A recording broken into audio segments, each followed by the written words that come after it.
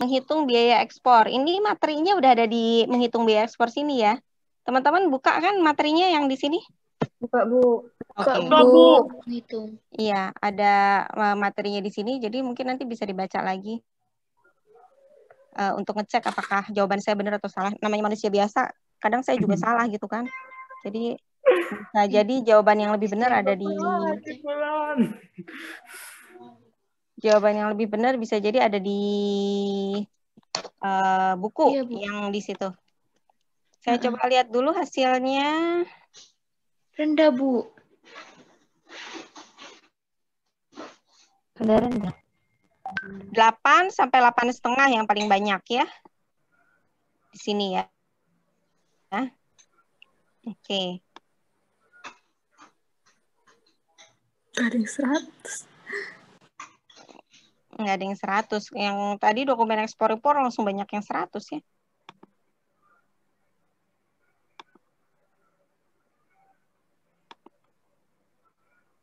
Ini passwordnya apa ya? Buka pintu. Buka pintu.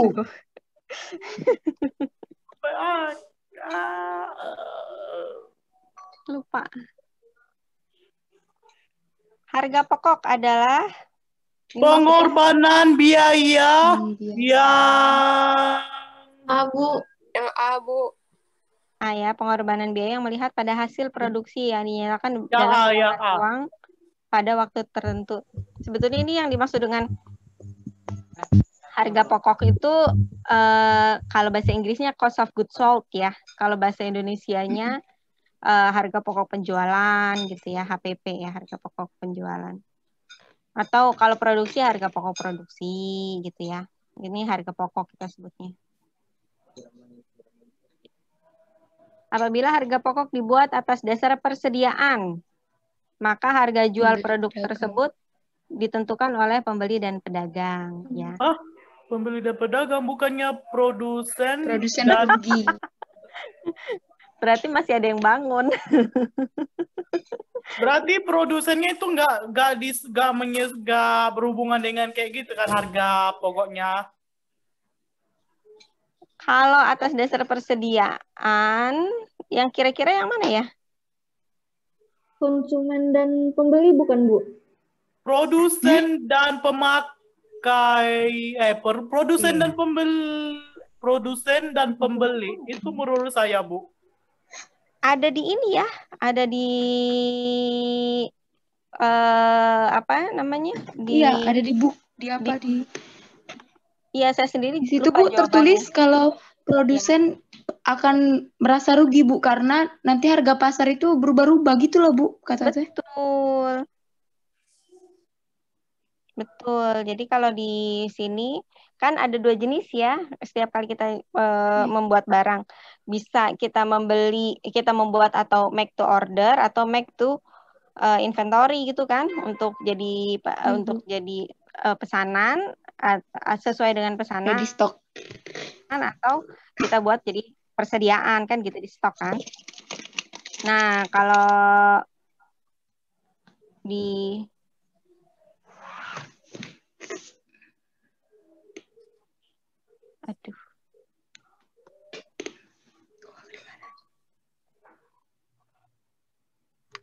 Jadi jawabannya yang mana? Produsen dan pembeli itu menurut saya, Bu. Saya lihat kunci jawaban dulu ya, saya lupa jawabannya. Saya jawabnya pembeli dan pedagang lagi, Bu. Yuk kita lihat yuk. Konsumen dan pembeli. Konsumen dan pembeli, Bu. Iya. Kenapa bisa konsumen dan pembeli? Kalau dari buku yang di-scan itu, Bu, produsen udah tidak tidak berpengaruh, Bu. Maksudnya udah tidak mempengaruhi harga lagi. Iya, tergantung pasar. Tergantung permintaan, Bu. Iya, tergantung yang beli, karena begitu masuk kalau atas dasar persediaan kan artinya dia nyetok barang kan. Jadi misalnya kayak sikat gigi atau odol, komoditas yang banyak dibuat oleh sama orang gitu kan, dia bikin aja, dia nggak nunggu orang pesen, dia bikin aja gitu kan. Nah kemudian begitu dilempar ke pasar ya tergantung apakah konsumen mau beli itu dengan harga itu atau enggak gitu. Jadi benar-benar sistem pasar, apakah pasar mau beli atau enggak. Makanya di sini konsumen dan pembeli yang utama, yang kuat ya. Pedagang juga bisa lah Bu ngambil andil harga pasarnya Bu, kalau gitu. Pedagang dan produsen itu kurang lebih sama. Kalau misalnya pembelinya nggak mau ngasih uangnya juga nggak akan jadi. Beda sama kalau bikin berdasarkan atau kita sebagai produsen ya, make to order. Jadi berdasarkan proyek ya. Kan ada dua jenis kan, order base atau inventory base ya, atau stock base. Nah, kalau misalnya berdasarkan order, jadi kita membuat barang itu hanya berdasarkan pesanan gitu ya. Itu maka salah satu penentunya adalah kita sebagai produsen. Kenapa? Karena kita tahu berapa harga pokok produksi kita. Jadi kita udah nentuin dulu. Kita punya harga pokok produksi segini nih. Kalau misalnya dia nawarin harga pokoknya asal lebih tinggi aja dari harga pokok produksi kita atau biaya kita, maka kita biasanya akan tetap menerima karena sudah ada marginnya. Beda dengan kalau kita manufacture aja, produksi aja, kita nggak tahu apakah konsumen akan menerima atau enggak. Jadi kita bisa aja menentukan harga, tapi yang bisa menjadikan itu terjual atau enggak konsumen. Oke, Bu. Ya. Kita lanjut ya. Lanjut, Bu. Sebelum proses produksi dimulai, masing-masing unsur biaya, bahan dasar, upah, dan ongkos umum ya harus ditetapkan terlebih dahulu. Ini dinamakan dengan biaya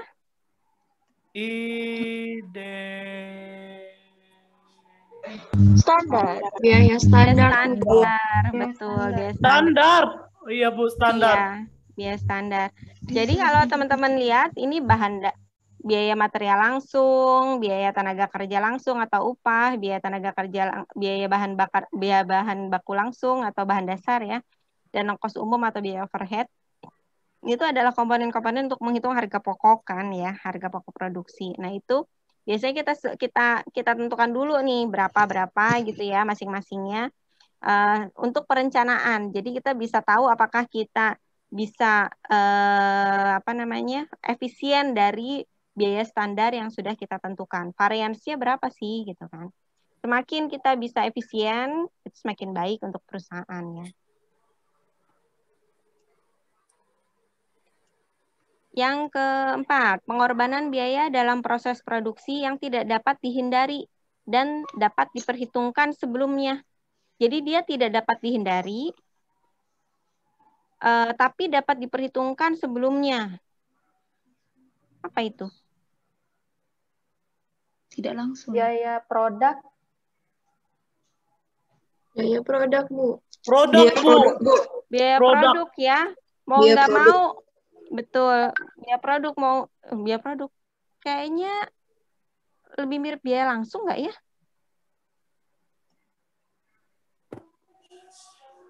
Saya cek dulu ya, saya takut salah.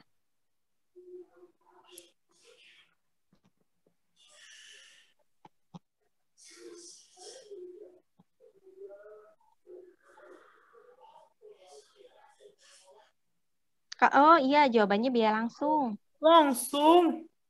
Biaya langsung itu biaya langsung terikat sama barangnya. Jadi kita misalnya, kita mau memproduksi kursi nih. Kita tahu nih, kursi itu butuhnya kayu, kemudian butuhnya penutupnya, kemudian busanya. Jadi bisa langsung kita lihat dari barang itu namanya biaya langsung ya.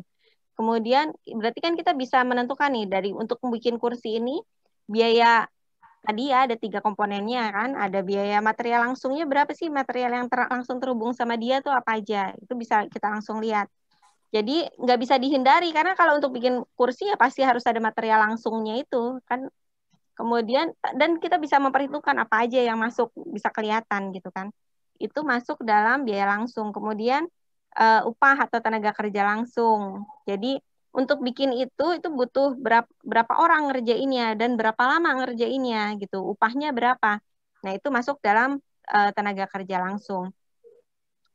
Biaya yang tidak langsung yang terkait sama kursi, misalnya biaya pemasarannya, itu biaya tidak langsung kan ya. atau biaya pengirimannya itu biaya tidak langsung juga. Dia lebih sulit ya, lebih sulit diperhitungkan dan tapi masih bisa dihindari gitu. Masih bisa dihindari artinya mungkin kita nggak perlu melakukan pemasaran misalnya, dia masih bisa dihindari karena kita sebut dengan biaya tidak langsung. Tapi kalau biaya langsung itu pasti untuk membuat sebuah produk itu bisa kita telusuri biaya direct cost-nya itu apa gitu.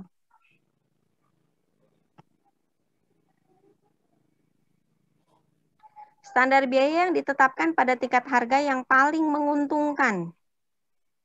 Ideal standar. Ideal ya. Standar.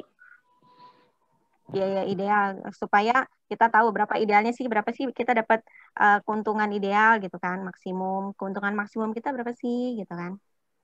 Perhitungan harga pokok dilakukan sebelum proses produksi dilaksanakan. Ini disebut perhitungan harga pokok retrospektif. Sebelum ya. Oh iya, sebelum prospektif. Prospektif. Kalau sebelum prospektif masih ngira-ngira, masih estimasi gitu kan. Itu biasanya kita lakukan ketika misalnya kita dapat order nih, kita masih estimasi dulu kira-kira berapa ya harga pokok produksinya gitu. Supaya kita bisa tahu nih, dia order segitu tuh harusnya harganya minimal berapa gitu kan, sesuai dengan biaya produksi. Nah, itu kita sebut prospektif karena kita masih menghitung di kedepannya kira-kira estimasi biaya berapa gitu untuk harga pokoknya. Tapi kalau misalnya kebalikannya kita sebut sebagai retrospektif. Jadi setelah selesai nih, setelah jadi barang, udah ada invoice-nya, pembelian harga material berapa, upahnya udah ketahuan, jelas gitu kan. Nah, itu kita sebut retrospektif karena kita udah bisa menelusuri berdasarkan data yang real. Fungsi harga pokok adalah sebagai dasar bagi penentuan penawaran. Iya, sebagai dasar penentuan penawaran. Ya, tadi saya bilang ya, kalau kita udah tahu berapa biaya produksinya, harga pokoknya, kita sebagai produsen, kita bisa menentukan berapa sih harga minimal penawaran yang bisa saya terima. Karena saya udah menentukan dulu berapa harga pokoknya dan berapa margin yang saya tetapkan. Gitu. Jadi kalau tadi kalau saya make to order, artinya saya memproduksi berdasarkan pesanan, itu saya yang punya kuasa terhadap harga barang. Produsen punya hak terhadap harga barang. Pembeli tinggal ngikut aja karena mau nggak mau, kalau saya nggak mau produk nggak akan jadi. Tapi beda kalau make to stock ya, make to stock ya pasti yang dapat biar laku. Iya, tergantung pada harga pasar. Faktor internal perusahaan yang dapat menentukan harga ekspor. Term Term of sales. of sales. Inster itu terms of sale. Iya. Term of sales itu contohnya apa ya? Ketentuan penjual. Apa sih ya ketentuan-ketentuan penjualan contohnya? Misalnya dapat diskon kalau belinya adalah segini gitu kan. Jadi harga ekspornya bisa turun kalau beli kuantitasnya berubah. Itu namanya kita sebut term of sales ya, tergantung pada kuantitas misalnya. Nah, itu kita sebut ketentuan dari penjualan. Faktor eksternal perusahaan yang dapat menentukan harga ekspor. Saluran distribusi. Iya, saluran distribusinya ya. Apakah pakai virtual, misalnya jualan daring, ataukah jualan langsung ke orang-orang, itu kan pasti saluran distribusinya beda-beda ya. Yang secara fisik bisa jadi lebih mahal, yang virtual bisa jadi lebih mahal juga kalau misalnya kita pakai akun-akun premium juga bisa jadi mahal kan gitu. Tergantung saluran distribusinya. Kalkulasi di belakang adalah perhitungan biaya dan harga setelah proses produksi dimulai. Retrospektif. retrospektif. Betul, retrospektif.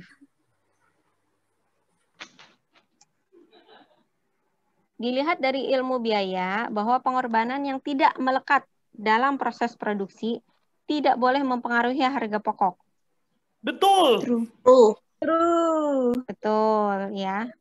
Jadi hanya yang melekat aja. Jadi hanya biaya langsung tadi ya, tenaga kerja langsung, material langsung ya sama overhead. Itu melekat sama harga pokok. Tapi kalau yang tidak langsung, yang kayak tadi ya, pemasaran, biaya direktur, itu tidak boleh mempengaruhi harga pokok, itu beda lagi. Fungsi harga pokok adalah sebagai dasar untuk menentukan laba dan rugi dari suatu perusahaan. Salah. False, Bu. Itu Salah, bukan, Bu. iya betul ya, bukan salah. Karena laba dan rugi dari sebuah perusahaan itu komponennya banyak, bukan cuma harga pokok. Dan harga pokok itu utamanya bukan untuk menentukan laba rugi, tapi untuk menentukan harga penawaran, yaitu ya biasanya. Pengorbanan biaya yang dapat dihindari. Nah, kalau tadi yang tidak dapat dihindari ya, sekarang dapat dihindari. Yang tidak dapat diperhitungkan sebelumnya. Contohnya pemborosan, pencurian, korupsi. Betul atau salah? Salah, Bu. Benar gak? Benar, Pengorbanan Bu. biaya Cuma yang pengorbanannya aja. Cuma Pemborosan. pemborosannya aja, Bu. Pemborosannya aja, Bu. pemborosan dapat dihindari nggak? Dapat. Dapat.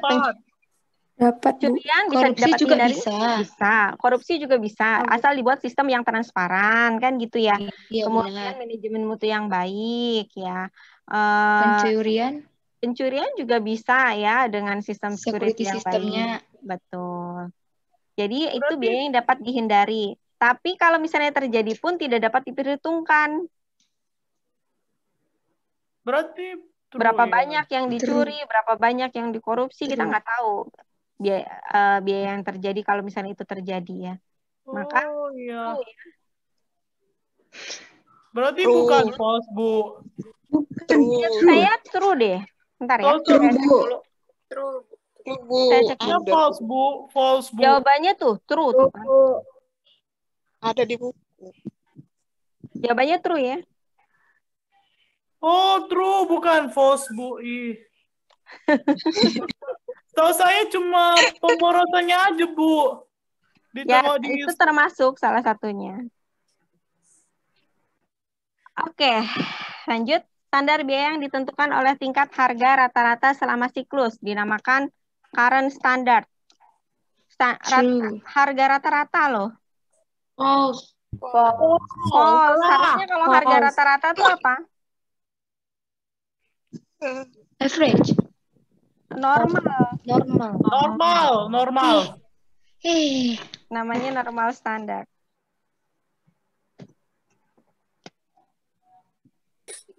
Varians biaya adalah penyimpangan dari biaya standar pada suatu akhir periode proses produksi.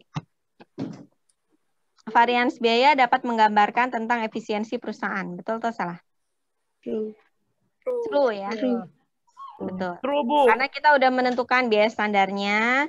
Jadi kalau misalnya kita dapat di bawah biaya standar, maka kita menggambarkan bahwa perusahaan itu efisien dibandingkan biaya standarnya. Ya, tapi kalau misalnya variansnya terlalu tinggi, ya terlalu jauh gitu ya daripada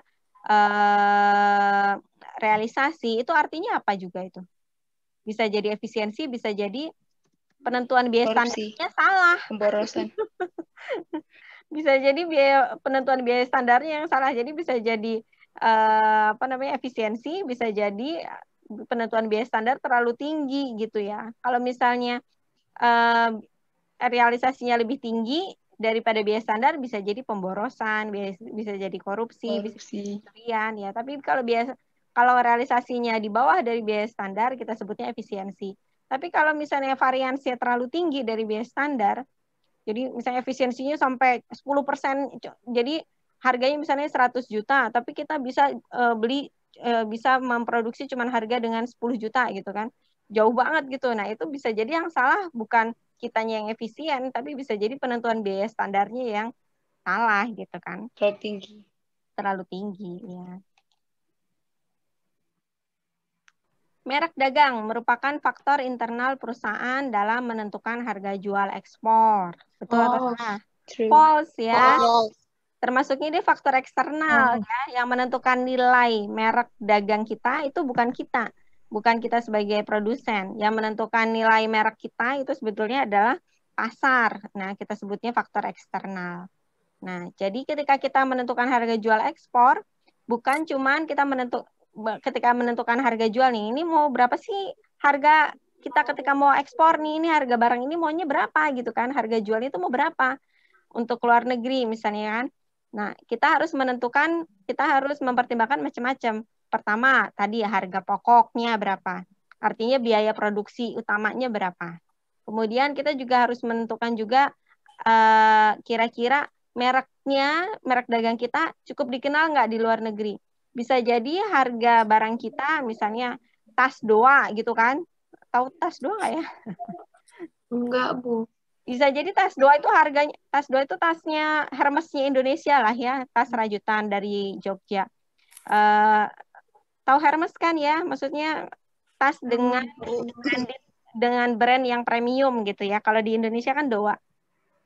Tas doa mungkin harga pokok produksinya cuman 1 juta misalnya. Tapi merek dagangnya orang udah tahu nih kalau tas doa nih berkualitas tinggi nih gitu kan.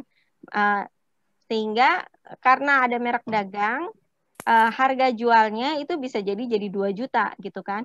Dengan margin sampai 100%. Nah, itu memungkinkan kalau kita sudah tahu apakah brand kita atau merek dagang kita sudah dikenal oleh pasar atau belum. Nah, itu ada peningkatan harga jual karena ada merek dagang yang dinilai oleh pasar. Tuh. Kita lanjut ya. Harga kompetitif adalah harga yang harus memperhitungkan faktor internal maupun faktor eksternal dalam menentukan harga jual ekspor. Betul atau salah ya? True. Betul. Betul. Kalau mau harganya kompetitif, kita harus memperhitungkan semua faktor yang tadi ya. Faktor penjualan, term of sales, ketentuan penjualan, faktor harga pokok produksinya, menentukan merek dagangnya, kira-kira berapa. Sehingga angka yang keluar, biaya atau harga jual ekspor kita pas. Salah satu fungsi harga pokok adalah sebagai pedoman bagi penentuan harga pembelian. False. Salah. False. Harusnya apa ya? Harga penawaran. Penawaran. Kita ngejual keluar ya, harga jual, bukan kita harga beli, bukan kita belinya berapa. False jadi. Bagi perusahaan eksportir yang menjual lebih dulu dan membuat produk kemudian atau pesanan. Ya, artinya dia make to order ya, dia membuat untuk sesuai dengan pesanan. Perhitungan harga pokok sebagai dasar bagi penentuan harga penawaran mempunyai peranan yang tidak begitu penting. False. False ya. False, Bu. Harusnya penting sekali karena gimana dia caranya menentukan harga penawaran kalau dia nggak tahu berapa harga pokoknya. Gitu. Iya, Bu. Terakhir. Varians biaya dapat timbul karena kesalahan dalam menetapkan standar dalam kalkulasi dan kesalahan dalam proses produksi. True, Bu. Iya, betul ya. Jadi tadi ya, bisa jadi kita salah bikin ini ya, kesalahannya bisa jadi waktu salah menetapkan standar, jadi standarnya kita bisa jadi ketinggian, atau bisa jadi kita salah dalam proses produksi, sehingga bukan malah efisien, malah jadinya ada biaya yang tidak dikeluarin gitu ya, sehingga prosesnya salah. Nah, itu jawabannya betul. Gitu. Ada yang mau ditanyakan? Oh ya, Bu. Jadi untuk yang kemarin hari Sabtu lalu kan yang di lesson week berapa ya yang baru itu Itu Mm-mm. saya apa kan lesson masukin yang jawab apa kuis yang pertama pertama itu apa ya yang pertama yang dari 3 itu. Iya, lesson learn itu semua pelajaran atau semua Ini apapun yang teman-teman dapat dari mengerjakan kuis, dari lihat YouTube, dari ngedengerin